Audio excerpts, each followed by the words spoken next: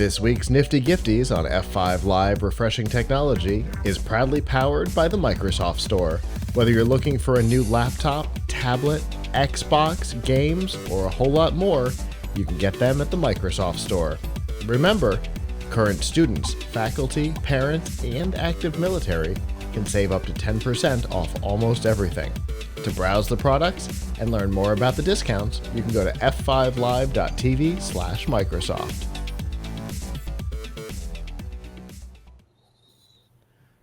The battle between Apple and the European Union has been an interesting one and a fairly consistent one. It seems like every time we turn around, the EU is doing something to swipe at Apple, and Apple's figuring out how to swipe right back at them. Recently, the iPhone 15 came out, big deal. 15? Yeah. It's got USB-C instead of a Lightning connection. That's because of the EU. They mandated universal chargers, and so Apple begrudgingly complied. They had some ideas on limiting the scope. If you plugged in with not one of their chargers, it would charge slower or whatever, and the EU said, nope, that's not going to work. So they just went normal like everybody else. The most recent battleground for these two has been the most recent update to the Digital Markets Act. The last update was passed, I think, at the end of 2022. And what it did was targeted what they're referring to as gatekeepers. If you've been watching or listening to this show for an extended period of time, you have heard Avram and I refer to it as a walled garden. But gatekeepers would be companies that shut consumers out from being able to access certain services, certain core services outside of their own. So, in the case of Apple, we're talking the App Store. Now, this is a separate, but probably instigated by, separate situation from the Epic Games lawsuit against both Google and Apple, who have fought over whether or not you should be able to publish an app to the iPhone or Android device and not use that company's payment system. Apple and Google both say if you try to use something else, Apple in particular, as the primary, then you're out. And so that almost certainly instigated this. And so now the EU says you have to be able to install external app stores, and developers have to be able to use external payment methods. Now, on the surface, that sounds like it would be a big win for consumers and developers alike. Everybody should be happy, except Apple. And when Apple gets backed into a corner, they definitely turn into a scared dog and start biting. So, what did they do in this case? They implemented policies that definitely benefit them even with the law. So if you publish through another app store for iOS or any of its, sub versions, iPad OS, TV OS, whatever. If you publish through a independent third-party app store, you have to pay £0.50 per user per year to Apple. And if you use a payment system that's not Apple's, you have to pay another £0.50 per user per year. So imagine that you are a game. Let's say, I don't know, a little game like Fortnite. And you've got millions of users. A little game. Yeah, right? You've got millions of users. And Apple won't let you in the App Store at all. So your only choice is to distribute third party. And your whole goal has been to use a third party payment system. You have to pay £1 per user per year for the privilege to not use their infrastructure. Everybody's upset. Everybody has had something to say about this. You got some of my favorites here. Eric Sweeney from Epic Games. What did he call it? A horror show and hot garbage. Xbox president Sarah Bond, who, by the way, might have the best username on X. It's Bond, Sarah Bond.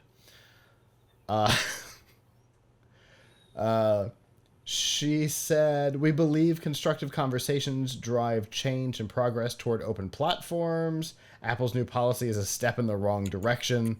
We hope they listen to feedback on their proposed plan and work toward a more inclusive future for all." Her comment was in response to Daniel Ek, the CEO and founder of Spotify, who said, "After sitting with our legal team," not a great start, "after sitting with our legal team to parse through the fine print of Apple's DMA announcement," that took a while, "which is, at best, vague and misleading, I wanted to share my thoughts. While Apple has behaved badly for years, what they did yesterday represents a new low even for them." Oof. So everybody's unhappy about this, including the EU, by the way, who has said, "We will be watching the developments on this and taking appropriate action if necessary." I don't think these rules are going into place, Avram. I definitely have a feeling. Yeah, they're trying to skirt that. They're trying to skirt around it, aren't they? I think that's pretty clear.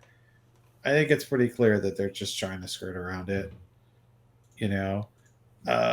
So yeah, I'm not surprised. Yeah, not at all. This is the company who said when they implemented USB-C on the iPhone that they were considering, well, they didn't say, but there were internal developments and talks saying, if you use not an Apple branded USB-C cable, we'll charge it slower. Well, you know what? They're not the only ones who've done that. I believe HP did that for a while, so I'm not going to completely, I'm not going to completely damn them for. It's bad when anyone does it, but HP did it before the law went into effect, so that was a difference. Well, yeah. Because they all have their reasoning, right? I remember when HP did, well, we don't know that other people's USB-C stuff is safe. I remember hearing, yeah, sure thing. We don't know if it's safe. So whatever you say. Here's the thing. Qi, the wireless charging group, right? The Wireless Power Consortium. Qi says the same thing. However, the way they solve it is by having a certification process. You can make it, it'll work, everything will behave exactly as the designer intends it to. If it's not certified, but if it is certified, you know that it is properly functioning and has been tested across a wide range of devices. Independently tested. Yeah, they didn't try and slow down your charging. They just said it could be a bad idea. Not necessarily. It could be a bad idea. But a certified one, you know it'll work. You know that it's going to be safe. I think that was a smart way of going. Yeah, look, especially every time I go to CES, one group that I always meet with is the USB Implementer Forum, and that is their whole job is to do certifications of cables and certifications of chargers. And obviously most companies don't pay for it, don't pay for the certification, but they can. That's what they're there to do. Mm-hmm. Yeah, and if you want that confidence and peace of mind, you go with the certification. But Yeah. to step down the capabilities at the device level because you don't know the cable. That's crazy. Yeah. Especially after the law went into place, right? And the EU, I can't remember who it was. The industry chief Terry, Thierry, Terry, I don't know, Breton, basically said, this follows the letter of the law, but not the spirit of the law. So, Yeah. we're going to see how this goes. Definitely an interesting move. I think it was a bad move. People already have their weird suspicions about Apple, and anytime you can do they can do something to confirm it. It seems like a mistake. You should just try not to confirm people's negative beliefs about you. Is probably the best thing I can say. Yep. We'll see. The important thing to note here is this only applies to countries within the EU. If you're in the UK or anywhere else outside the EU, this feature is not coming for you. So, write your Congress people and tell them we want our own version of the DMA if you want this here in the States or in your country. Hello, YouTube. Thanks for watching, and I hope you enjoyed this episode of F5 Live Refreshing Technology. If you did, please subscribe to the channel down below, and of course hit the notification bell because we know that subscriptions don't mean much on YouTube anymore. If you've got topics that you'd like us to talk about in the future, please comment them down below. And if you'd like to not follow us on YouTube, there's lots of ways that you can follow along with our content by going to plughitslive.com/subscribe. There you'll see all of our shows and all of the ways that you can watch, listen, and follow along.